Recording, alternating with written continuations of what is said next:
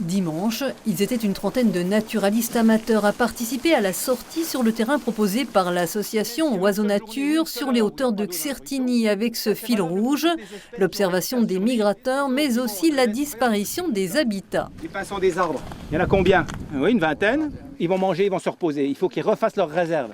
Mais pour pouvoir refaire leurs réserves, il va falloir qu'ils trouvent à manger. Mais où donc? C'est là le gros problème parce que dans le milieu agricole aujourd'hui, ils n'ont que de la nourriture qui n'existe plus ou qui est empoisonnée. Claude Maurice, l'un des fondateurs il y a plus de 40 ans de l'association Oiseaux Nature, est devenu un lanceur d'alerte. La dégradation des habitats naturels a entraîné l'hécatombe des populations d'oiseaux et d'insectes.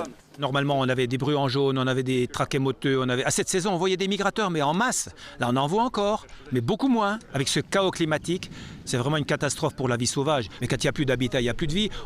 Les bécassines sont encore chassées, mais c'est fou. Avec ce qui s'est passé cet été, elles n'ont pas pu se reproduire, il n'y a plus d'eau. Et un préfet qui ne fait rien pour les préserver, mais rien du tout. Il est éloquent, le discours de ce monsieur, c'est très très inquiétant. Dans l'actualité, les médias ils en parlent. On fait rien pour, mais on en parle quoi. Si on n'a plus de nature, il n'y aura plus de vie. On la protège pas assez parce que il y a beaucoup d'espèces qui sont plus là. Claude Maurice s'émerveille encore, mais ses colères sont chaque année plus nombreuses, comme pour la prochaine réintroduction du grand tétras. On va relâcher des grands tétras là, dans le département pour des sommes folles, pour un échec assuré. Les sangliers qui dévorent tout sur le terrain dévorent les nids de tétras. Mais on n'empêchera pas les sangliers d'arriver puisqu'on les nourrit. Le combat se poursuit pour l'association devenue la première des Vosges pour la protection de la nature. Avec ses 500 membres, agréés par l'État, elle continue à éduquer le grand public.